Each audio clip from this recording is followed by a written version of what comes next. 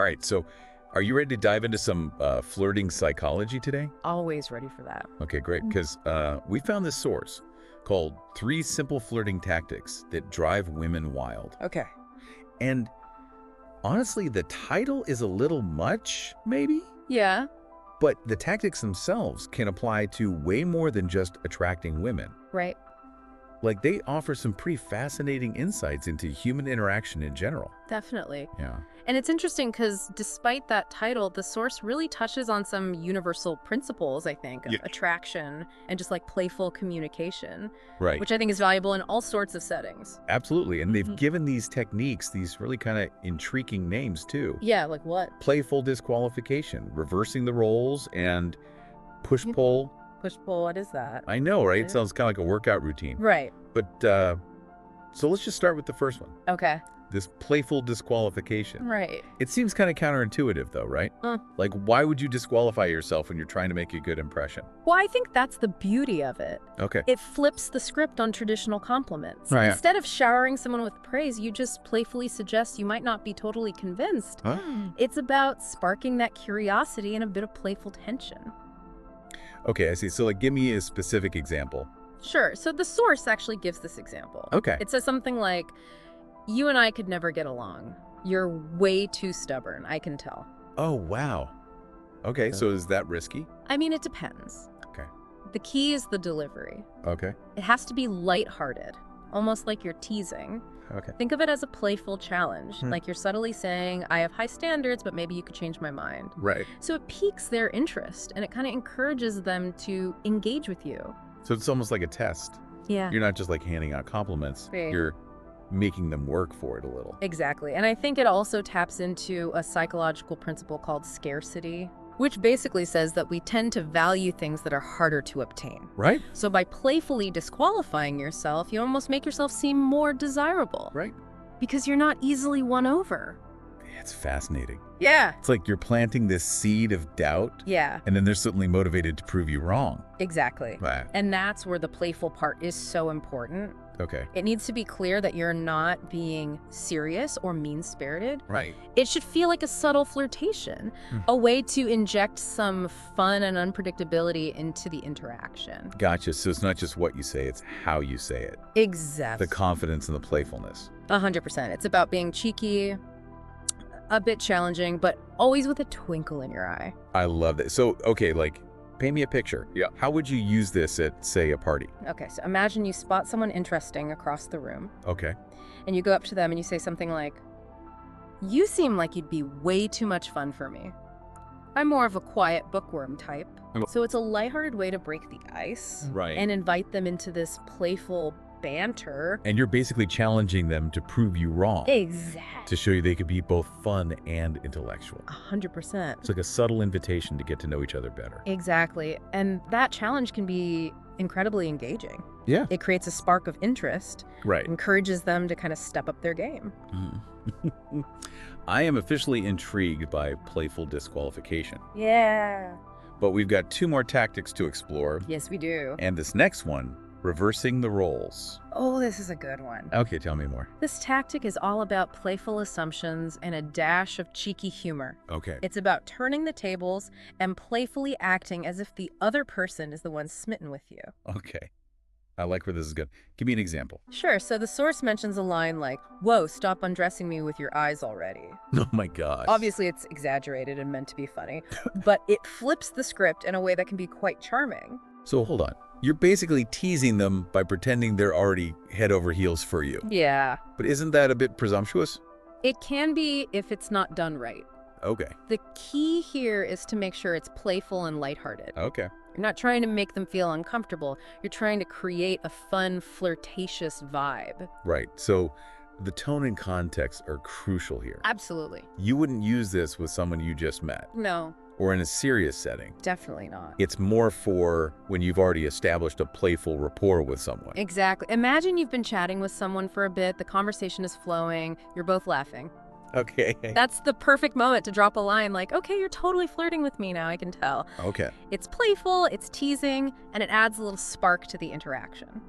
So I see how that would be a fun way to kind of test the waters a little bit and see if they're reciprocating the flirtation. Exactly. It's like a playful way to acknowledge that there's some attraction there Yeah. without getting too serious too quickly. 100%. And it also subtly boosts your confidence. Okay. By playfully assuming they're attracted to you, you're projecting an aura of self-assurance. Right. It can be incredibly attractive. It's like a self-fulfilling prophecy. Right. If you act like they're already interested, it might just make them more interested. That's a great point. It taps into the power of suggestion Wow. and can subtly influence their perception of you. Okay, so we've got playful disqualification to spark their interest, Yes. and then reversing the roles to acknowledge the attraction and boost confidence. Mm-hmm. I'm starting to see a pattern here. What's that? These tactics are all about turning the tables, Yeah. creating this playful, engaging dynamic. Absolutely. They're about being a bit unexpected, a bit challenging, and a bit flirty, All right. all while keeping the interaction fun and lighthearted. All right, I'm loving this. Good. But we have one more tactic to unravel, Yes, we do. and it's the one with the most intriguing name, Okay. push-pull. Push-pull. This one sounds like it could create some serious emotional whiplash. Yeah, it's definitely the most dynamic. What is the story here? Well, push-pull is fascinating because it plays on our natural desire for unpredictability. Okay. It's about creating a dynamic where you alternate between showing interest and pulling back. Okay. So you're keeping them guessing and wanting more. Ooh. Okay, I'm definitely getting those roller coaster vibes. Yeah. Give me a concrete example. Sure, so the source gives this simple yet effective example. It says, "You're so cute, I hate you." Wow. So it seems contradictory, right?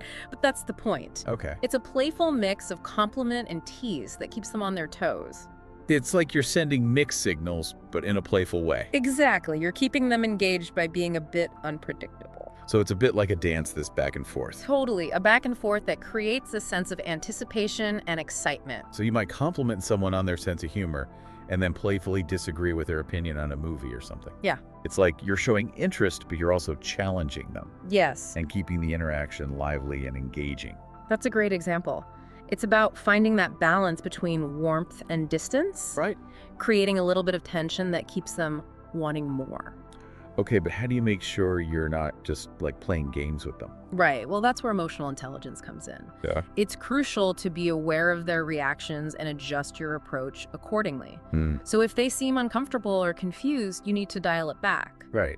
But if they're responding playfully, then you can continue the dance. So it's not about manipulating them. No. It's about creating a playful dynamic that's enjoyable for both parties. Exactly. And remember, like, all of these tactics, Yeah. push-pull is most effective when it comes from a place of genuine interest. Okay, so we've got playful disqualification to pique their interest, Mm-hmm. reversing the roles to acknowledge the attraction and boost confidence, and then push-pull to create that dynamic, exciting interaction. It's like a toolbox for playful connection. It is. But it sounds like it takes some practice and finesse to use these tools effectively. Definitely.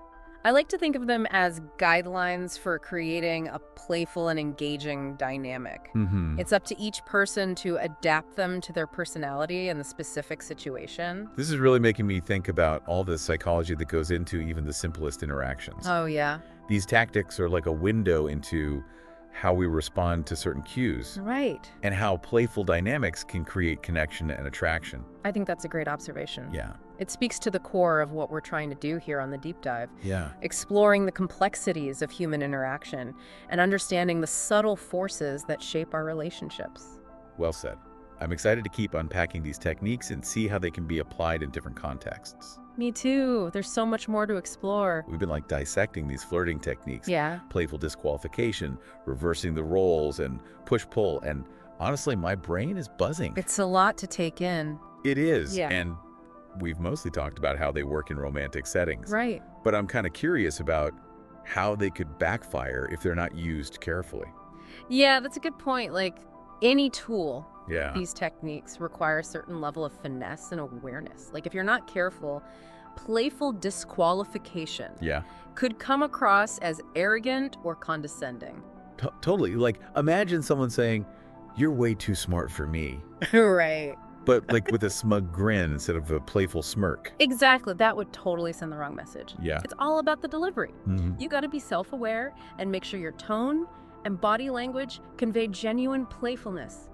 Yeah. not superiority. Not superiority. It's a delicate balance. It is. So it's not just about the words you use. Right. It's the intention behind them. Absolutely. You need to make sure you're coming from a place of genuine interest and playfulness. Yeah. Not trying to put someone down or make yourself seem superior. Exactly. It's about creating a connection, not a competition.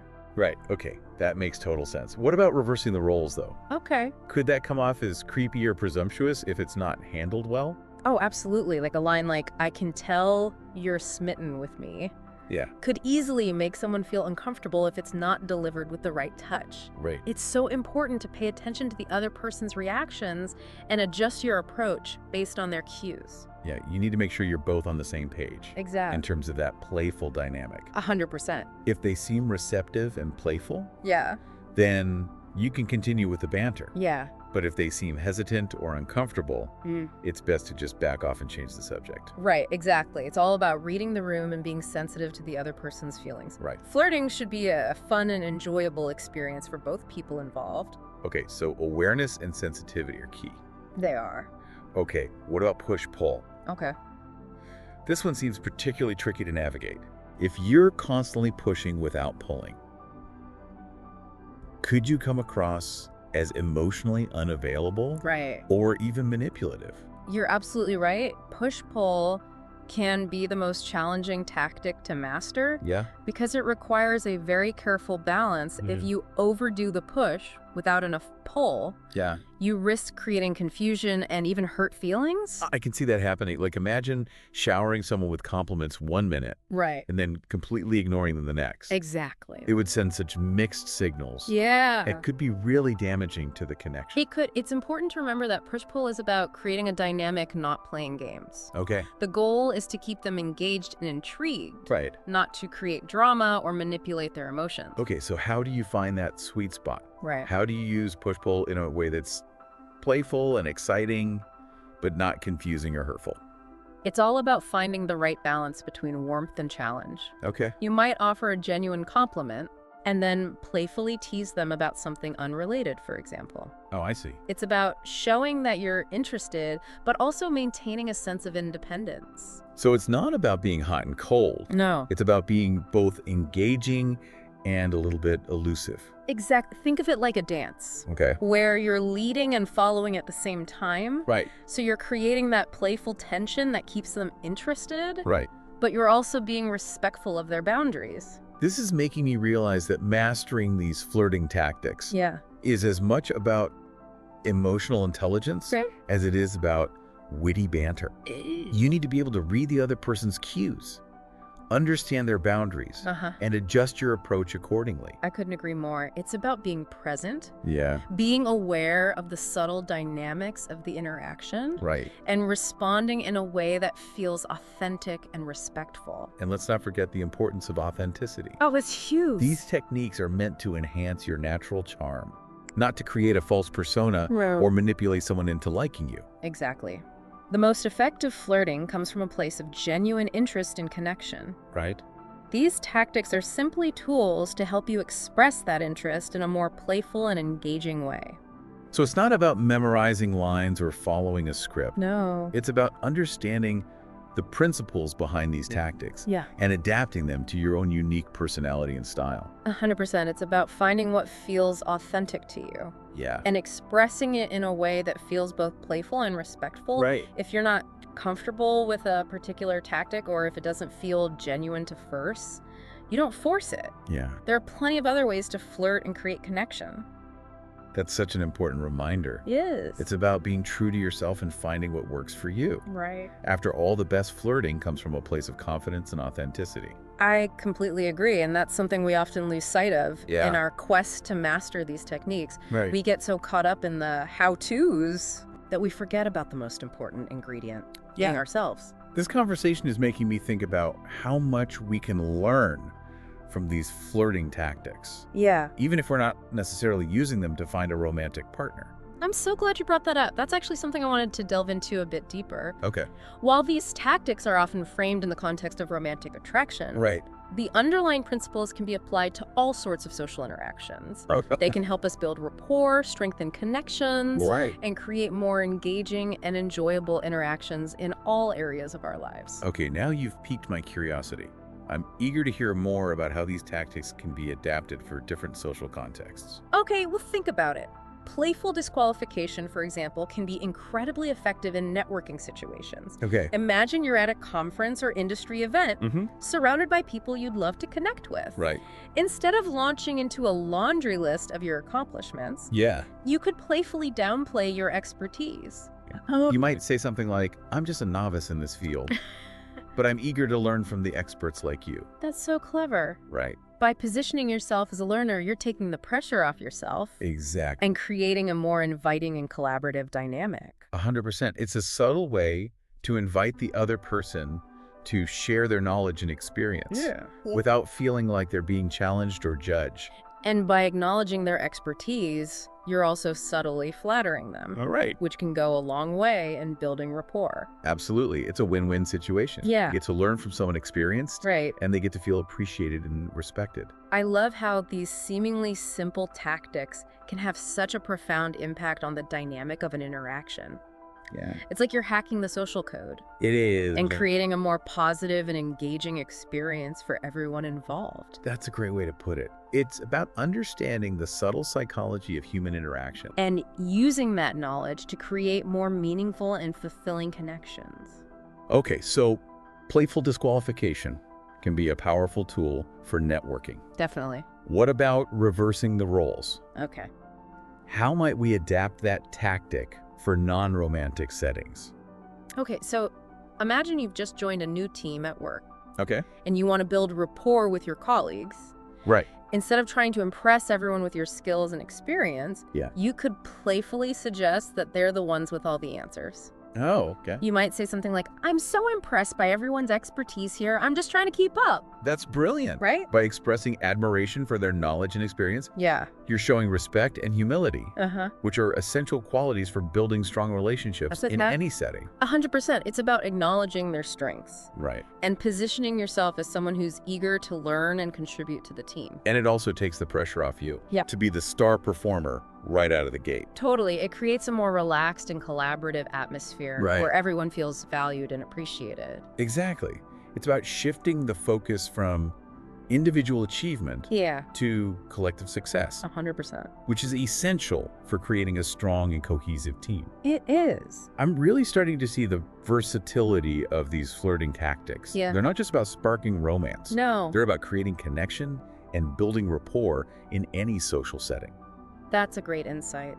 It's about understanding the underlying principles of playful engagement Right? and adapting them to different contexts. Okay, so we've covered playful disqualification and reversing the roles in non-romantic settings. We have. What about push-pull? Okay. How might we use that tactic to, say, boost motivation and creativity within a team? Okay, imagine you're brainstorming ideas for a new project with your team. Okay. You could use push-pull to challenge your teammates while also encouraging their creativity. You might offer praise for a particularly innovative idea Yeah. and then playfully suggest that it could be even bolder or more unconventional. So it's like you're pushing them to think outside the box, Exactly. but you're also acknowledging their contributions Yes. and keeping the energy playful and positive. Exactly. And remember, it's not about creating conflict or putting people down. Right. It's about fostering a dynamic and stimulating environment where everyone feels challenged and supported to reach their full potential. It's about creating that perfect balance between support and challenge, Yes. where people feel safe to take risks and explore new ideas without fear of judgment. Precisely. It's about creating a culture of playful experimentation and innovation. This is so fascinating.